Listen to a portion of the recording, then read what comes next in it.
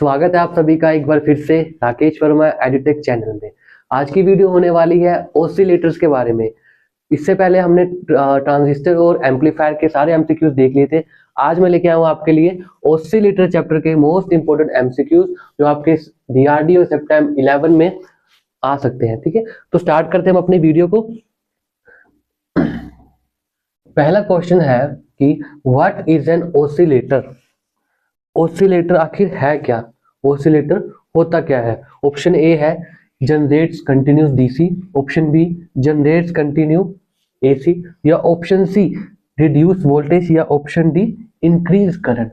ठीक है, जो ऑसिलेटर होता है वो क्या होता है, बेसिकली ऑसिलेटर एक ऐसा सर्किट होता है जिससे हम फ्रीक्वेंसी जनरेट करते हैं। ठीक है, फ्रीक्वेंसी जनरेट करते हैं, यानी कि कोई भी हमें वांटेड सिग्नल है जो हमें चाहिए वो हम उसे जनरेट करते हैं। तो ये जो सिग्नल जनरेट होता है ये कैसा होता है, कंटिन्यूस एसी सिग्नल होता है। एसी यानी कि कैसा सिग्नल रहेगा, इस तरह से कोई भी सिग्नल है कंटिन्यूस एसी सिग्नल रहेगा, यानी कि ये सिग्नल जो है अपने आप जो है बनता रहेगा। एम्पलीफायर में क्या होता था, हम इनपुट में कोई सिग्नल देते थे, आउटपुट में वो सिग्नल बढ़कर मिलता था, एम्पलीफाई होकर मिलता था। लेकिन इसमें क्या होता है, कोई इनपुट नहीं होता। क्या होता है, कोई इनपुट सिग्नल नहीं होता है, कोई भी इनपुट सिग्नल हम ऑसिलेटर में नहीं देते हैं। ठीक है, ऑसिलेटर में क्या होता है कि जनरेट कंटिन्यूस एसी बनाता है। ठीक है, वांटेड सिग्नल जो हमें चाहिए होता है वो जनरेट करता है। अब इस ऑप्शन को ध्यान से समझिए, इसमें क्या कहा है, कंटिन्यूस एसी। ठीक है, कंटिन्यूस एसी। तो जो ऑसिलेशन होती है वो दो टाइप की होती है। क्या होती है, दो टाइप की ऑसिलेशन होती है।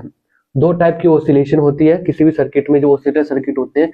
एक ऑसिल होती है डैम्प्ड ऑसिलेशन। ये क्या होती है, जैसे स्टार्टिंग में तो आपने ऑसिलेशन स्टार्ट हुई, लेकिन टाइम के साथ क्या हुई है, खत्म होगी। ठीक है, टाइम के साथ क्या होगी, ये खत्म होगी। ऑसिलेशन कंटिन्यूस नहीं चली या कंटिन्यूस कोई सिग्नल नहीं बना। ठीक है, दूसरी होती है अनडैम्प्ड ऑसिलेशन। उसमें क्या होता है, जो सिग्नल है उसका लेवल जो है, एम्पलीट्यूड है, वो मेंटेन रहता है और कंटिन्यूस जो है एसी सिग्नल जनरेट होता है। तो ऑसिलेटर कौन सी ऑसिलेशन हम करते हैं, डैम्प्ड ऑसिलेशन करते हैं, जिसमें कंटिन्यूस एसी सिग्नल जो है वो जनरेट होता रहता है। ठीक है, तो ऑसिलेटर सर्किट समझ आ गया आपको क्या होते हैं। ये उसके काम का एक ऑप्शन बताया है। ठीक है, कि यानी कि जनरेट क्या करता है, कंटिन्यूस एसी ये जनरेट करता है। अगला क्वेश्चन है कि main purpose of an oscillator. अब ऑसिलेटर का मेन पर्पस क्या है, ऑप्शन है to amplify signal, option B to produce continuous AC signal to convert DC to AC to control current. तो इसका मेन पर्पस क्या होता है, अभी हमने देखा, to produce continuous AC signal, यानी कि कंटिन्यूस एसी सिग्नल, कोई भी सिग्नल है वो कंटिन्यूस जो है वो उसमें बनता रहता है और चलता रहता है आउटपुट में। ठीक है, तो ये हम इसका क्या होता है, मेन इसका यूज होता है। एम्पलीफिकेशन के लिए हम किसका यूज करते थे, एम्पलीफायर का यूज करते हैं। ठीक है, डीसी को एसी में बदलने के लिए इन्वर्टर सर्किट का यूज करते हैं, और करंट को कंट्रोल करने के लिए हम रेजिस्टर का यूज करते हैं। ठीक है, तो इसका राइट आंसर क्या हो जाएगा, ऑप्शन बी इसका राइट आंसर हो जाएगा। क्वेश्चन नंबर 3 है कि मोस्ट कॉमनली यूज्ड ऑसिलेटर इन आरएफ एप्लीकेशन। अब आरएफ मतलब कि रेडियो फ्रीक्वेंसी एप्लीकेशन, यानी कि ऐसे डिवाइस, ऐसे सर्किट जिसमें रेडियो फ्रीक्वेंसी काम करती हो। रेडियो फ्रीक्वेंसी बनाने के लिए कौन सा ऑसिलेटर हम जो है यूज करते हैं। ऑप्शन ए है आरसी ऑसिलेटर, ऑप्शन बी है एलसी ऑसिलेटर, ऑप्शन सी है क्रिस्टल ऑसिलेटर, या ऑप्शन डी है वेन ब्रिज ऑसिलेटर। तो इसका राइट आंसर हो जाएगा ऑप्शन बी एलसी ऑसिलेटर।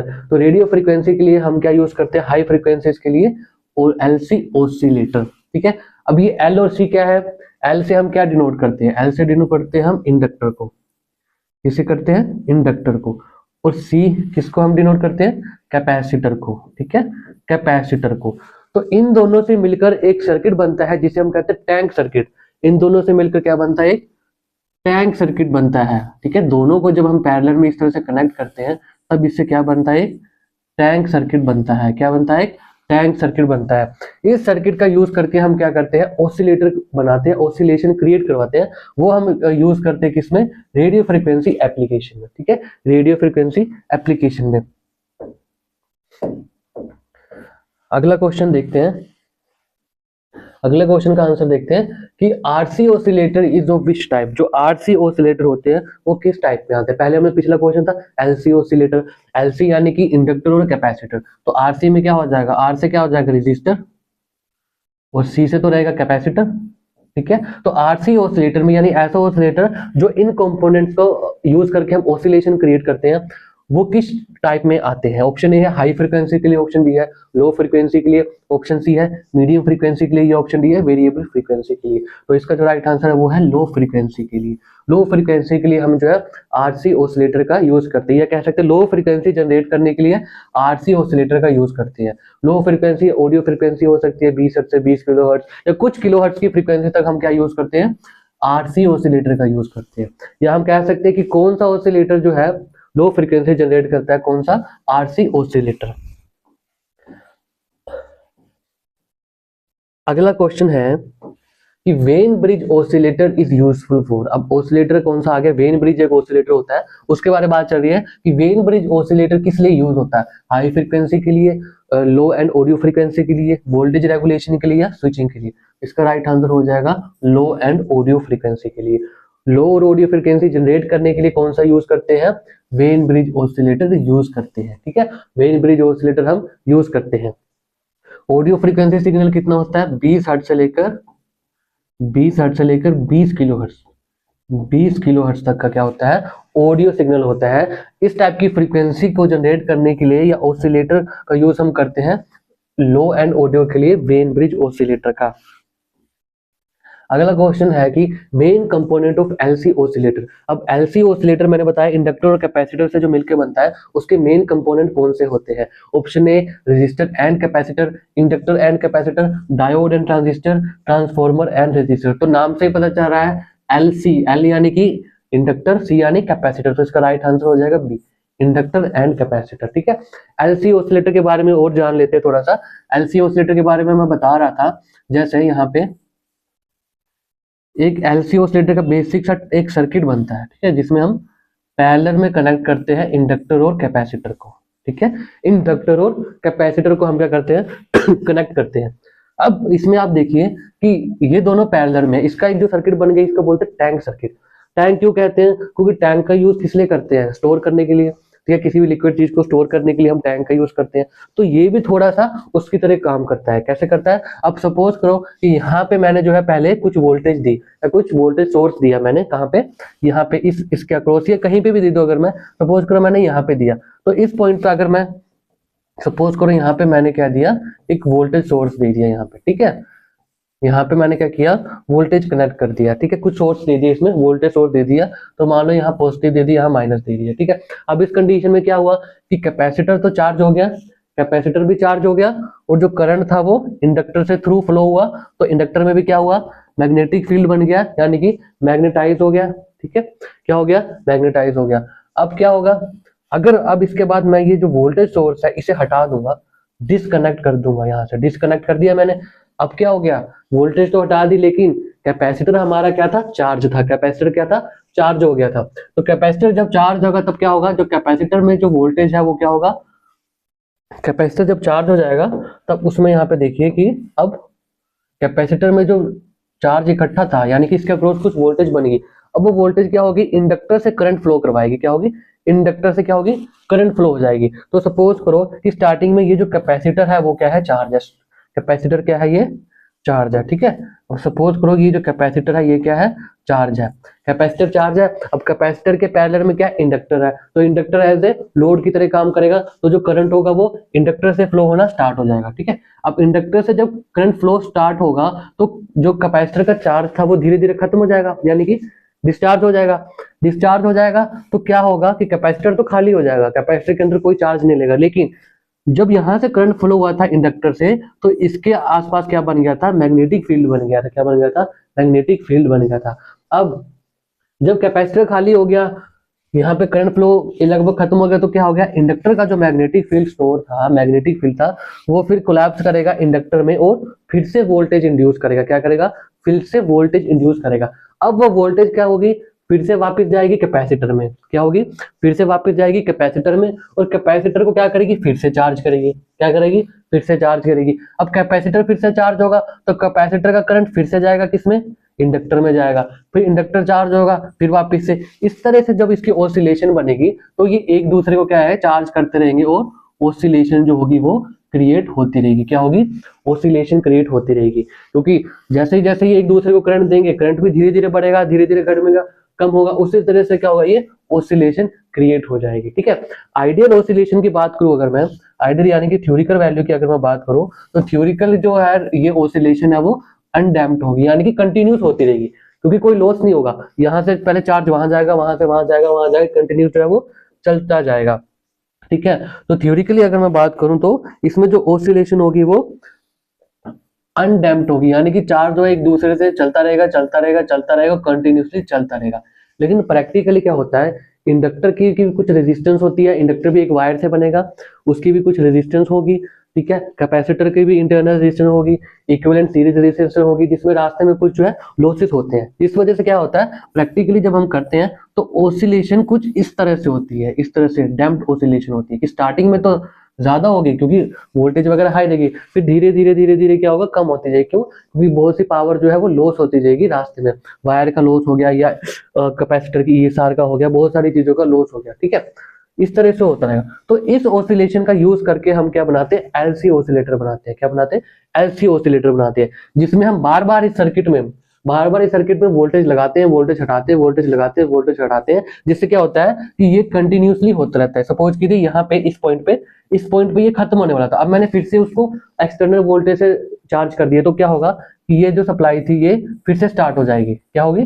फिर से स्टार्ट हो जाएगी। तो इस तरह से हम क्या करते हैं, कंटिन्यूस जो है ऑसिलेशन क्रिएट कर सकते हैं एलसी टैंक सर्किट में। ठीक है, तो इसका जो मेन आंसर होगा वो क्या होगा, मेन कंपोनेंट क्या होगा, इंडक्टर और कैपेसिटर होगा। ठीक है, अगला क्वेश्चन देखिए कि characteristic of crystal oscillator, crystal oscillator की बात कर रही है, इसका क्या कैरेक्टरिस्टिक है, क्या विशेषता है इसकी, लो स्टेबिलिटी है, हाई फ्रीक्वेंसी वेरिएशन है, हाई फ्रीक्वेंसी स्टेबिलिटी है, प्रोड्यूसेस डीसी है। तो इसका जो राइट आंसर है वो है हाई फ्रीक्वेंसी स्टेबिलिटी, यानी कि हाई फ्रीक्वेंसी में जब इसमें ऑसिलेशन करते हैं तो ये सबसे ज्यादा स्टेबल रहती है, फ्रीक्वेंसी में कोई चेंज नहीं होता।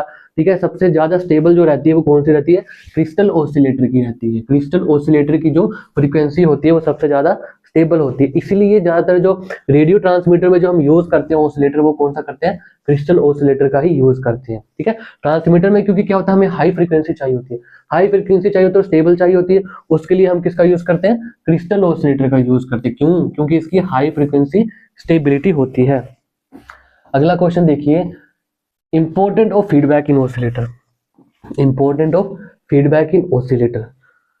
ऑप्शन है to reduce signal, to stabilize signal, to produce continuous oscillation, to increase current. तो इसका राइट आंसर क्या हो जाएगा, टू प्रोड्यूस कंटिन्यूस ऑसिलेशन। जैसे मैंने बताया टैंक सर्किट में कंटिन्यूस ऑसिलेशन नहीं होती, प्रैक्टिकली नहीं होती, तो हमको उस कंटिन्यूस ऑसिलेशन में, समझ रहे हो, जब ये ऑसिलेशन धीरे धीरे कम होने लगती है तो हमें फिर से इसमें कुछ सप्लाई देनी पड़ती है, वोल्टेज देनी पड़ती है, ताकि ये जो है डिस्चार्ज होने से पहले फिर से कंटिन्यू हो जाए। ठीक है, और उसके लिए हम किसका यूज करते हैं, फीडबैक का करते हैं। किसका यूज करते हैं, फीडबैक का करते हैं। फीडबैक का मैंने पिछले वीडियो में बताया था एम्पलीफायर में कि फीडबैक दो टाइप की होती है, पॉजिटिव और नेगेटिव। फीडबैक होती है कि आउटपुट का कुछ हिस्सा, आउटपुट सेक्शन से हम आउटपुट को इनपुट में देते हैं, फिर से देते हैं, उसको बोलते हैं फीडबैक। ठीक है, पिछले वीडियो में हमने सब किया है, ट्रांजिस्टर वाली वीडियो में हमने सब चीजें की हैं, और एम्पलीफायर में। अगर आपने वो वीडियो नहीं देखी अभी तक तो जल्दी से जाकर वो वीडियो आप देख लें, पहले वो वीडियो देखिए अच्छे से, उसके बाद जब आप ये वीडियो पढ़ेंगे ऑसिलेटर की तब आपको बहुत अच्छे से समझ आएगा। ठीक है, तो क्या इसका मेन आंसर हो जाएगा, तो प्रोड्यूस कंटिन्यूस के लिए। अब इसमें एक और चीज आती है कि फीडबैक कौन सी दे, पॉजिटिव या नेगेटिव। तो ऑसिलेटर में हमेशा क्या देते हैं, पॉजिटिव फीडबैक देते हैं। क्या देते हैं, पॉजिटिव फीडबैक देते हैं। ठीक है, क्या देते हैं, पॉजिटिव फीडबैक देते हैं। ठीक है, पॉजिटिव फीडबैक देते हैं। एक और इसमें चीज होती है कि एम्पलीफायर, देखिए जो ऑसिलेटर है वो एम्पलीफायर से ही बनता है। तो ऑसिलेटर के मेन पार्ट्स आपको बता देता हूं कि एक ऑसिलेटर बनाने के लिए हमें क्या क्या चीजें चाहिए होती है, क्या मेन पार्ट होते हैं। ठीक है, ऑसिलेटर बनाने के लिए क्या चीजें चाहिए होती है, एक तो चाहिए होता है आपको टैंक सर्किट। ठीक है, बेसिक ऑसिलेटर की बात कर रहा हूँ, बेसिक ऑसिलेटर के लिए एक तो रहता है टैंक सर्किट, जिसे हम एलसी सर्किट भी कहते हैं, एलसी टैंक भी कहते हैं। दूसरा होता है एम्पलीफायर, एम्पलीफायर आपको चाहिए होता है। ठीक है, एम्पलीफायर चाहिए होता है। ठीक है, तीसरा होता है फीडबैक, कौन सा, पॉजिटिव फीडबैक। ठीक है, और क्या चाहिए होता है, feedback, positive feedback, positive feedback. ये तीनों से मिलकर ही क्या बनता है, एक ऑसिलेटर बनता है। क्या बनता है, ऑसिलेटर बनता है। एम्पलीफायर में तो हम इनपुट देते हैं, ठीक है, एम्पलीफायर में हम सिग्नल का इनपुट देते हैं आउटपुट को बढ़ाने के लिए, ठीक है, लेकिन इसमें कोई इनपुट नहीं होता, इनपुट क्या जाता है, फीडबैक से ही जाता है। तो इन चीजों से मिलकर ही क्या होता है, ऑसिलेटर जो है वो बनता है। अब बात करें अगर एम्पलीफायर की, तो ये एम्पलीफायर ऐसा होना चाहिए जिसका जो गेन है वो एक से ज्यादा होना चाहिए, एक या एक से ज्यादा होना चाहिए, क्योंकि अगर आउटपुट इनपुट से ही कम मिलेगा तो ऑसिलेशन ये कंटिन्यूस हो ही नहीं पाएगी, कम होती जाएगी, धीरे धीरे धीरे धीरे कम होती जाएगी। इसलिए गेन जो है वो आउटपुट का ज्यादा ही होना चाहिए एक से। अगला क्वेश्चन देखिए कि why positive feedback is required in oscillator. अब पॉजिटिव फीडबैक क्यों देते हैं? ऑप्शन ए है to reduce amplification, for continuous oscillation, to reduce noise, या फॉर डीसी। तो अभी मैंने बताया क्यों देते हैं, कंटिन्यूस ऑसिलेशन के लिए, जो ऑसिलेशन होनी है सिग्नल की वो कंटिन्यूस होती रहे, ठीक है। अगला क्वेश्चन है कि device use in when bridge oscillator. अब किसकी बात कर रही है, वेन ब्रिज ऑसिलेटर होता है, उसमें बता रहे हैं कि वेन ब्रिज ऑसिलेटर में कौन सा डिवाइस का यूज करते हैं या किस कंपोनेंट का यूज करते हैं। ऑप्शन ए है डायोड का, ऑप्शन बी ट्रांजिस्टर और ओपैम्प का, ऑप्शन सी ट्रांसफॉर्मर का, या ऑप्शन डी इंडक्टर का। तो मैंने आपको बताया कि कोई भी ऑसिलेटर बनाने के लिए हमको क्या चाहिए होता है, एम्पलीफायर चाहिए होता है। तो एम्पलीफायर किससे बनता है, ट्रांजिस्टर से या ओपैम्प से। ट्रांजिस्टर तो एक खुद में ही कंपोनेंट है जिससे हम एम्पलीफायर बना सकते हैं, और ऑपरेशनल एम्पलीफायर तो एक खुद में ही एम्पलीफायर आईसी है। तो इसका यूज करते हैं वेन ब्रिज के लिए, किसी भी ऑसिलेटर के लिए, ठीक है। अगला देखिए कि LC oscillator suitable for which frequency. LC oscillator जो है किस फ्रीक्वेंसी के लिए सुटेबल होता है। एलसी मतलब जो इंडक्टर और कैपेसिटर से मिलकर बनाते हैं, जो मैंने बताया टैंक सर्किट, उससे लो फ्रीक्वेंसी के लिए, ऑडियो फ्रीक्वेंसी के लिए, रेडियो फ्रीक्वेंसी के लिए, या डीसी के लिए। तो किस लिए बनाते हैं, रेडियो फ्रीक्वेंसी के लिए बनाते हैं, हाई फ्रीक्वेंसी के लिए बनाते हैं। रेडियो फ्रीक्वेंसी के लिए सबसे सुटेबल कौन सा होता है, एलसी ऑसिलेटर, ठीक है।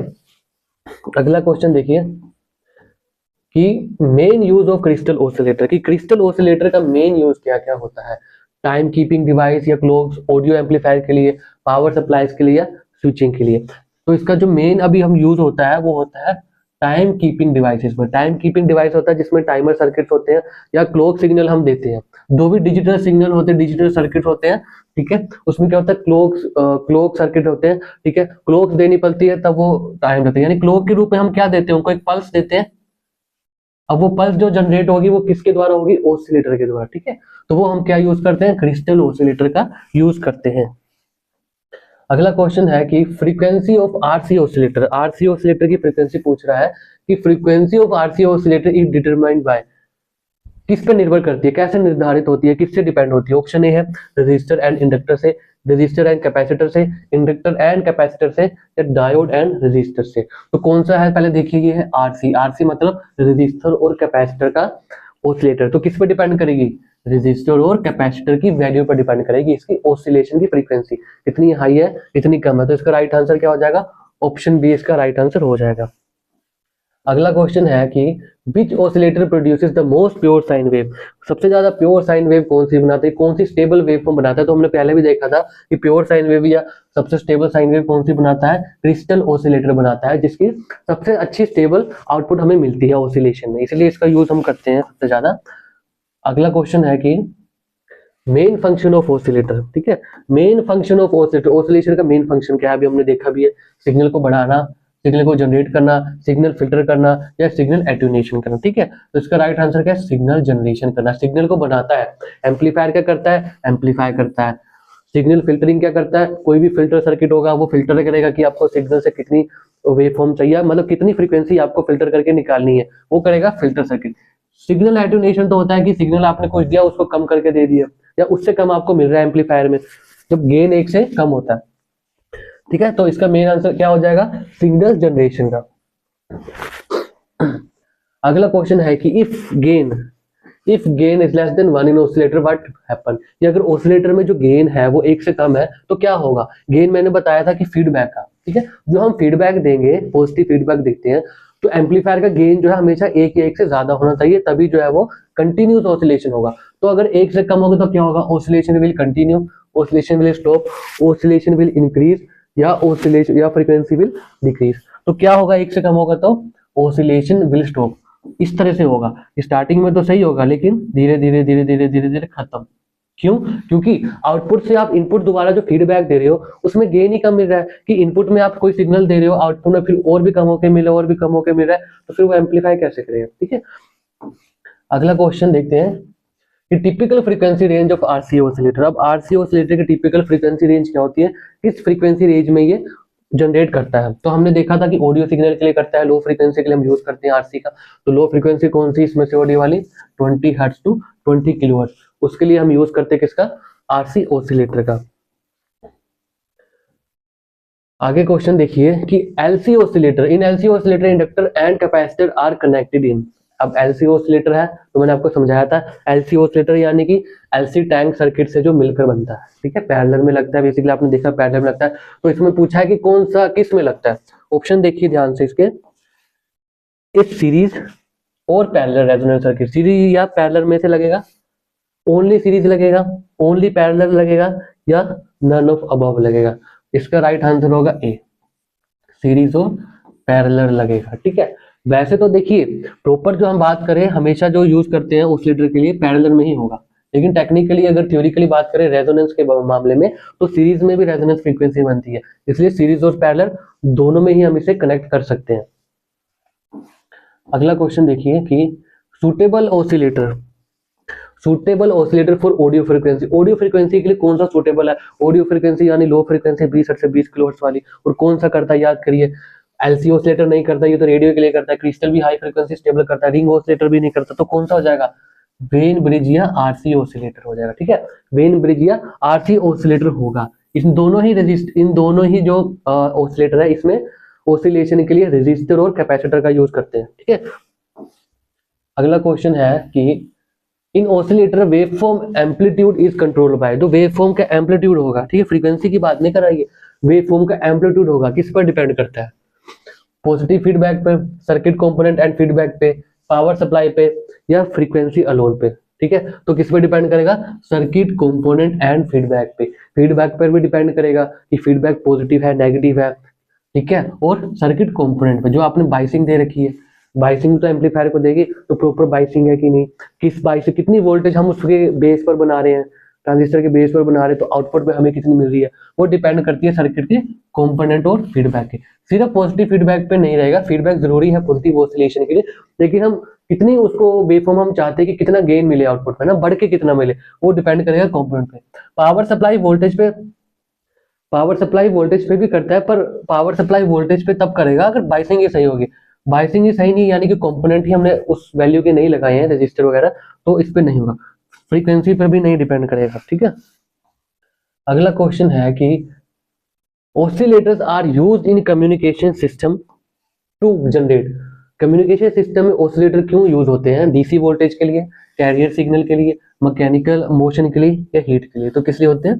कैरियर सिग्नल के लिए, कैरियर सिग्नल के लिए। इसमें कम्युनिकेशन में, कम्युनिकेशन क्या होती है? कम्युनिकेशन होती है, कम्युनिकेशन सिस्टम होते हैं, जैसे मान लीजिए रेडियो है, ठीक है, रेडियो क्या है? रेडियो है, एएम है या एफएम है, ठीक है। इसमें क्या होता है? मॉड्यूलेशन की जाती है। मॉड्यूलेशन एक चीज होती है, मॉड्यूलेशन की जाती है। मॉड्यूलेशन क्या होती है कि जब आपको कोई सिग्नल भेजना होता है, दूर भेजना होता है, तो आपका जो ओरिजिनल सिग्नल है, यानी कि अगर मुझे अपनी ऑडियो कहीं दूर भेजनी है तो मेरी सॉरी, तो जो ऑडियो सिग्नल है, ऑडियो सिग्नल की जो फ्रीक्वेंसी है वो क्या होगी? आपको पता है ये कितनी होती है? 20 हर्ट्ज से 20 किलो हर्ट्ज होती है। ठीक है, यानी कि कम होती है ना, कम होती है।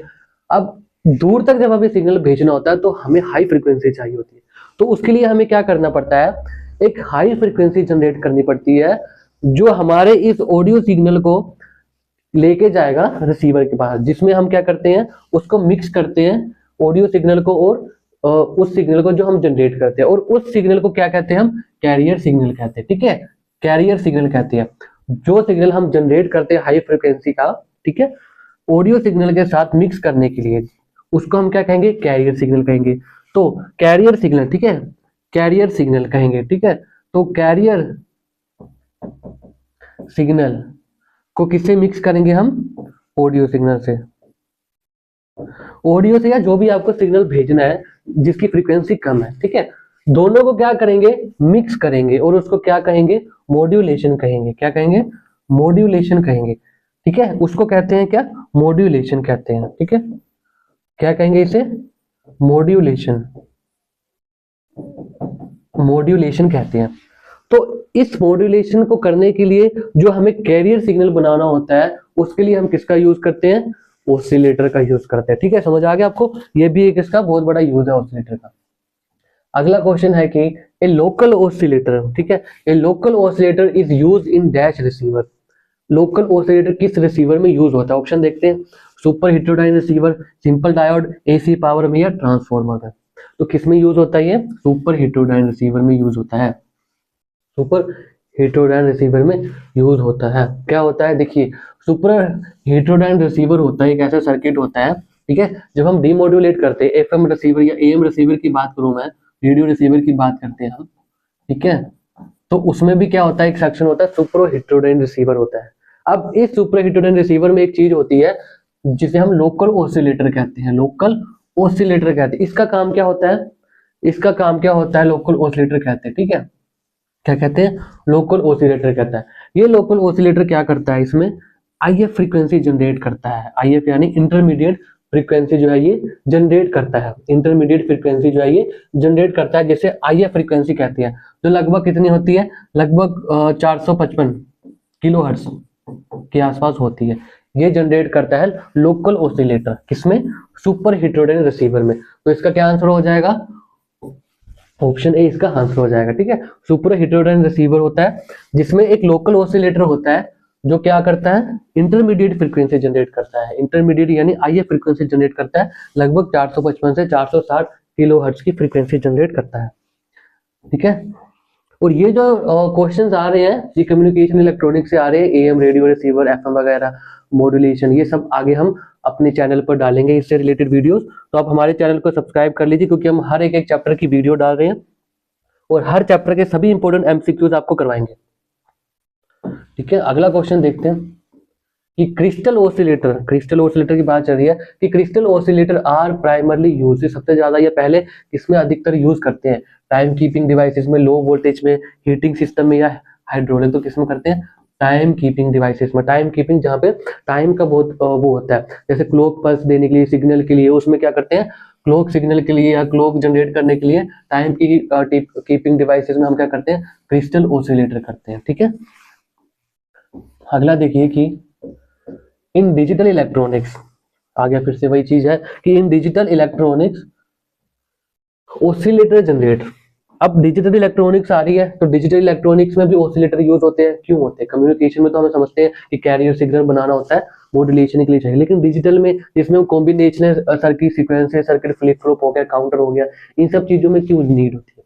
ऑप्शन ए है क्लॉक सिग्नल के लिए, ऑप्शन बी डीसी रेफरेंस के लिए, साउंड वेव के लिए या हीट एनर्जी के लिए। तो आपको हमने बताया पहले भी किसके लिए, क्लॉक सिग्नल के लिए, ठीक है। क्लॉक सिग्नल देने के लिए जो है हम यूज करते हैं ऑसिलेटर का, किसमें, डिजिटल इलेक्ट्रॉनिक्स में। और कौन सा ऑसिलेटर सबसे ज्यादा होता है, क्रिस्टल ऑसिलेटर का, ठीक है, ये आपको हमेशा याद रखना है, क्रिस्टल ऑसिलेटर, क्योंकि क्रिस्टल ऑसिलेटर आजकल काफी यूज हो रहा है।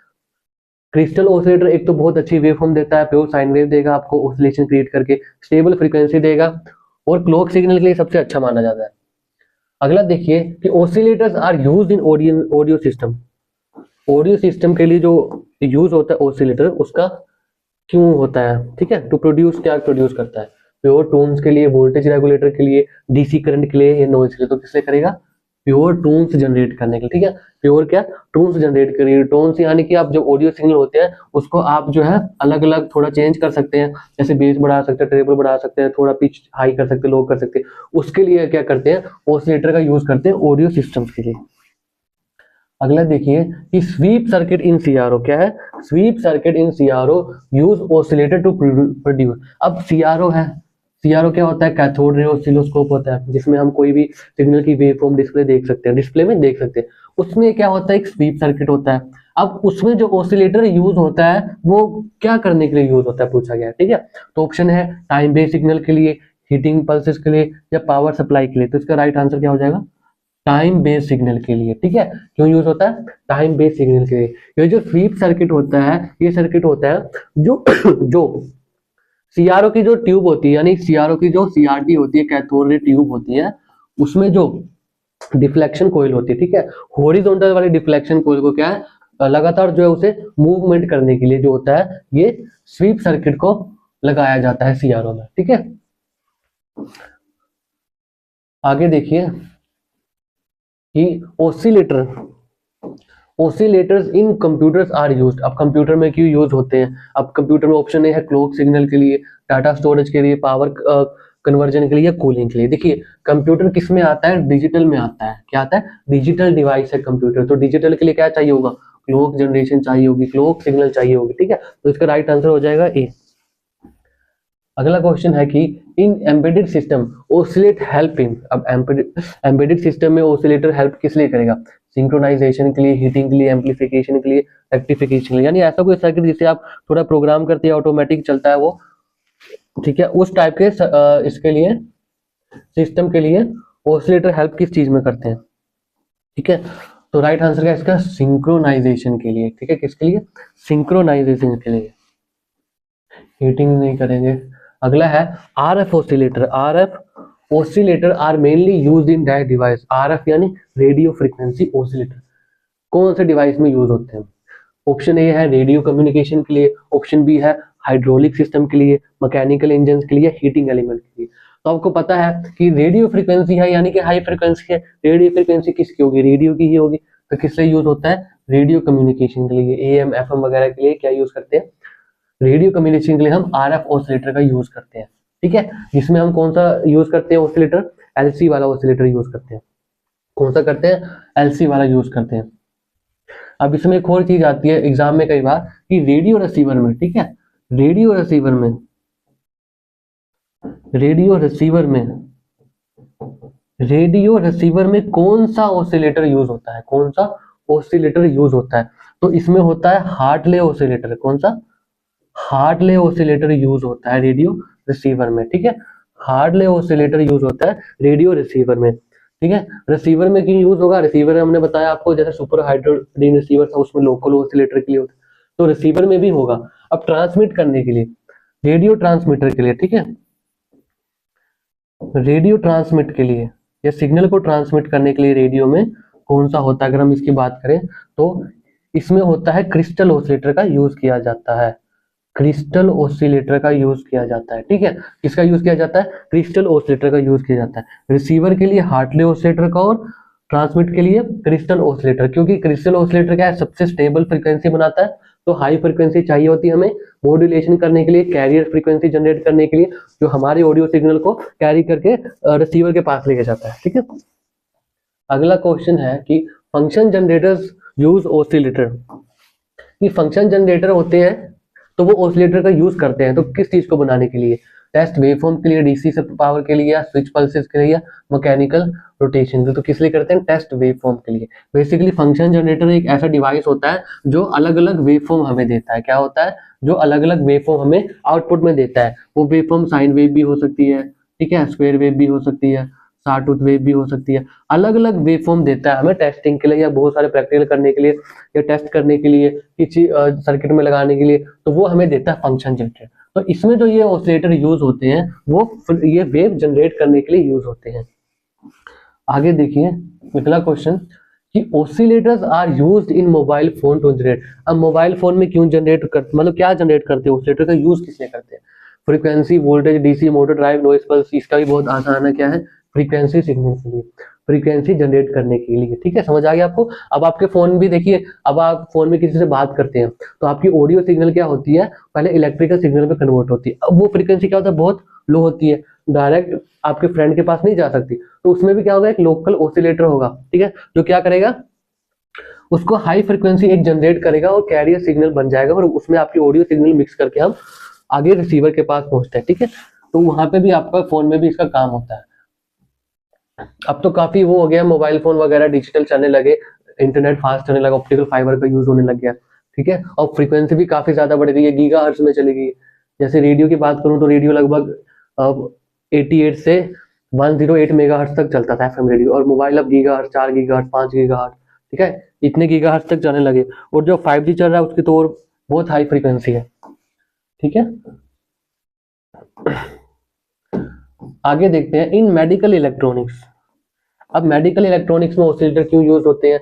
अल्ट्रासोनिक डायग्नोस्टिक के लिए, हीटिंग के लिए, मैकेनिकल के लिए, नॉइज के लिए। तो क्या होगा? अल्ट्रासोनिक डायग्नोस्टिक्स के लिए। अब अल्ट्रासोनिक डायग्नोस्टिक्स है तो उसमें अल्ट्रासोनिक वेव भी जनरेट करनी पड़ेगी हमें, तो उसके लिए हम क्या यूज करेंगे? ऑसिलेटर का यूज करेंगे।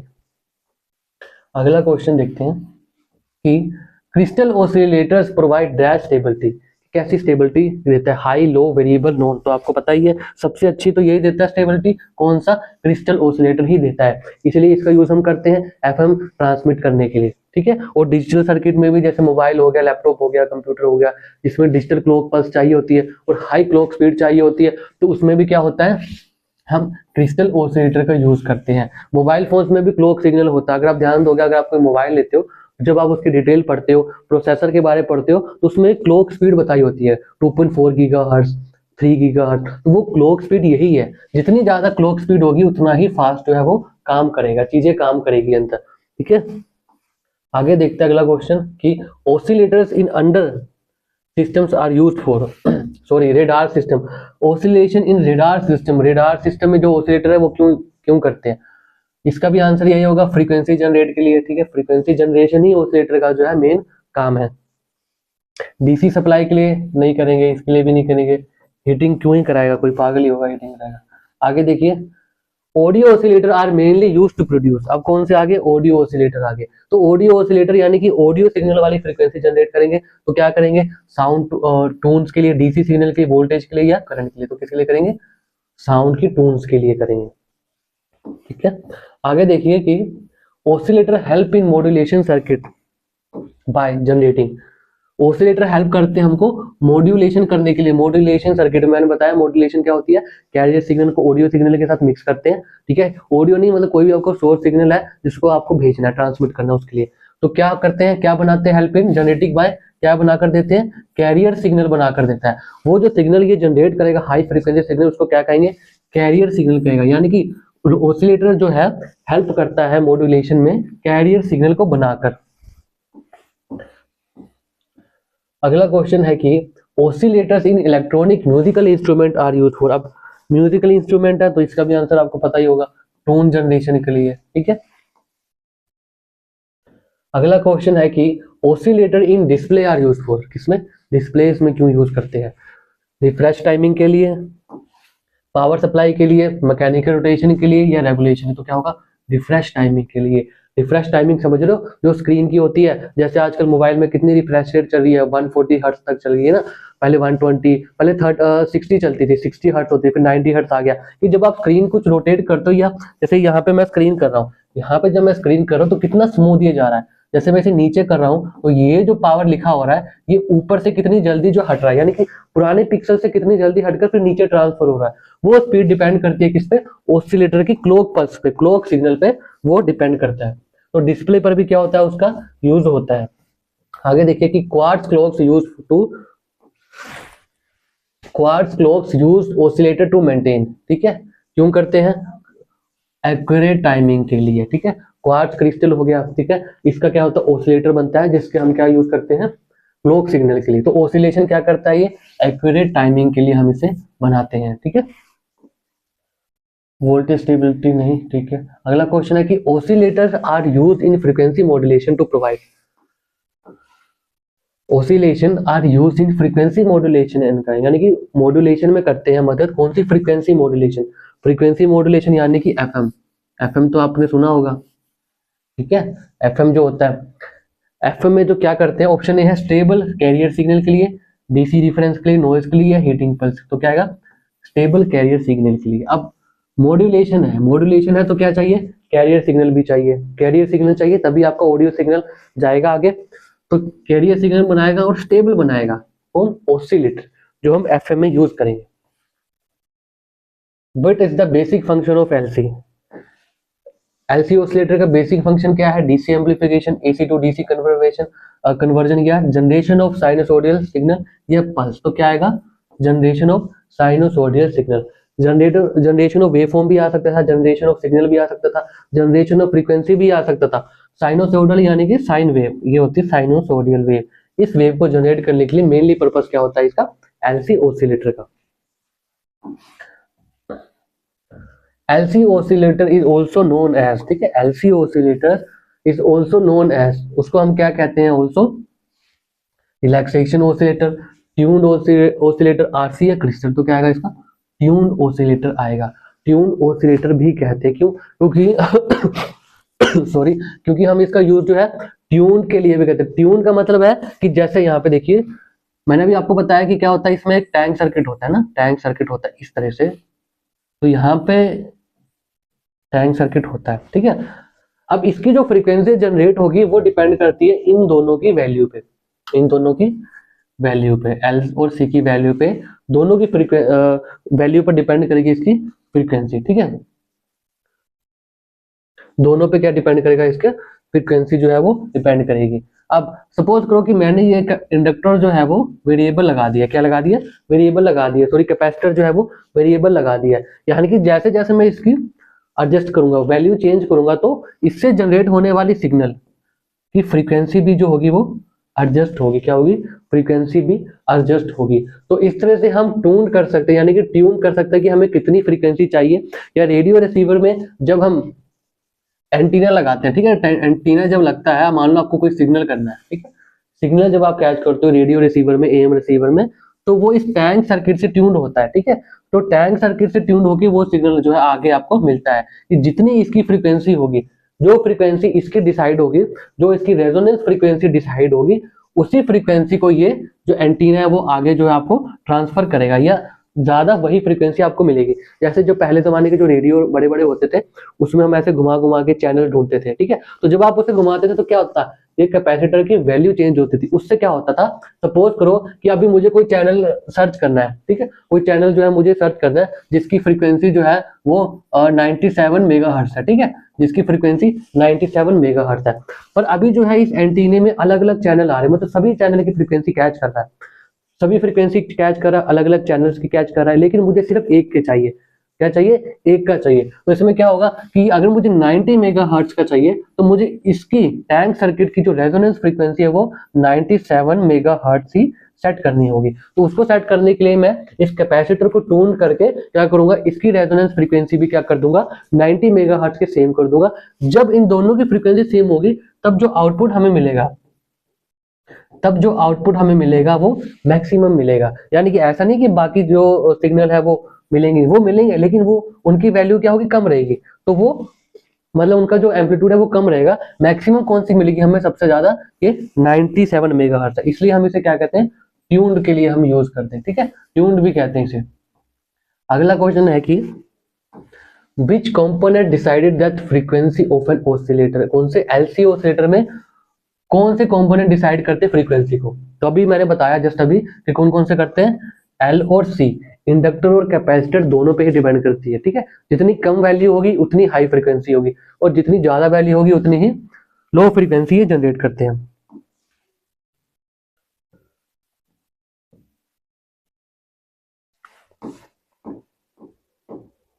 अगला क्वेश्चन है कि which of the following is not an LC oscillator, इनमें से कौन सा ऑसिलेटर है जो LC ऑसिलेटर नहीं है। LC ऑसिलेटर वही होगा जिसमें L और C, इंडक्टर और कैपेसिटर का हम यूज करेंगे, ठीक है।